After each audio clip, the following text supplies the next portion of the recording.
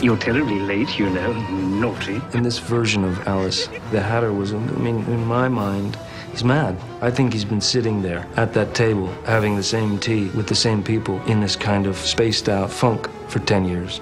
I think he's been frozen in time, waiting for Alice to come back.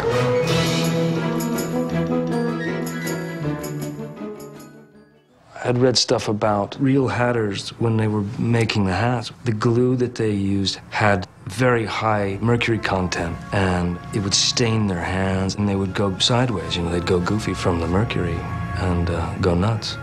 And so it did happen to people. They went mad as a hatter. It is good to be working at my trade again. The Hatter's entire body was affected by the mercury, by the madness, so much so that his clothes, his skin color, his hair, everything reflects his emotion. And that's, I mean, that's just stuff that just felt right. Cockle hat, pork pie, billy cock, tam o' shanter. Yeah, a real challenge, you know, to define the Mad Hatter in terms of cinema, and in terms of film. It's risky stuff. Like with any character, you get these, you know, I always get these sort of images, you know, I start seeing the guy, you know. For something as wild as it was, it all happened pretty organically. I started making my little, you know, like I always do, little watercolors and stuff. You know, Tim is halfway across the globe, and he's making his little drawings, and we spoke about it and compared it. They weren't very far off. His actually were a little better than mine. You know, mine was crude, his was crude, but that's the fun part, you know, coming up with. The scary part is when you actually see it. So what I did is I took that illustration and sort of translated it onto his face, you know, using his features. The wig, you know, we had this electric orange yak hair that just kind of, you know, had its own personality.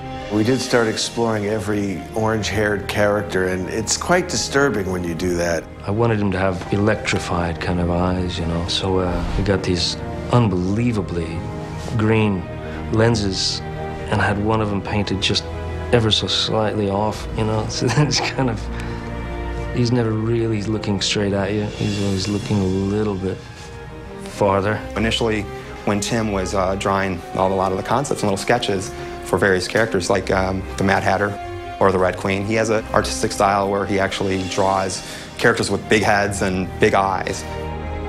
And so what we did was ended up saying, you know what, let's take some footage and let's blow up Johnny Depp's eyes and see what that adds to his character and see what that looks like. And so those enlarged eyes are one just subtle thing that help bridge the gap between these fully CG characters and real people. It's not a motion capture representation. When you see Johnny's performance, it's him, it's his eyes, it's his face, it's everything. He's got amazing costume with all the ribbons and the bobbins. I thought it would be cool if, I mean, we talked about him having all the tools of his trade apparent, so they aren't just on a shelf, but they're part of his costume, and like little scissors things, and he's got his thimbles, which were an early idea, and his pincushion ring, and all these things.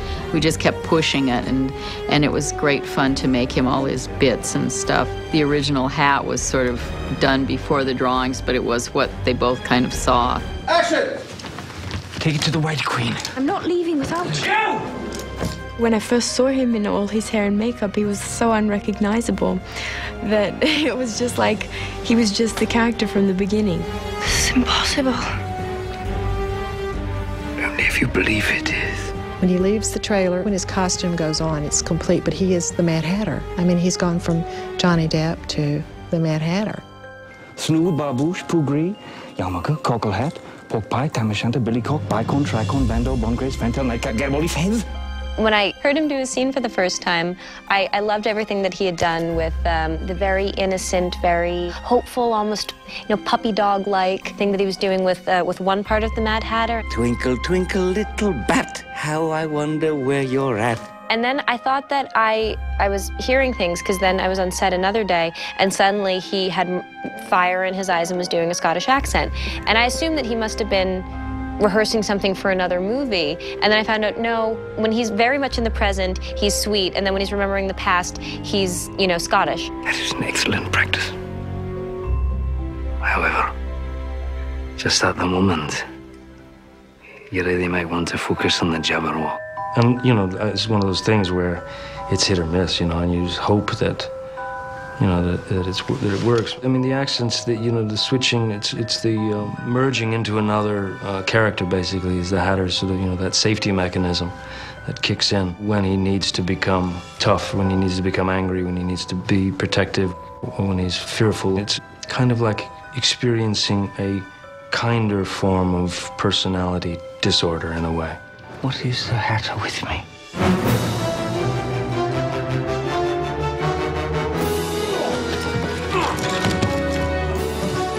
But the combination of being able to play the Mad Hatter and breathe life into that and kind of take what Lewis Carroll has done and what Tim's vision is and then throw your own stuff in there. You know, it's just like the stuff dreams are made of.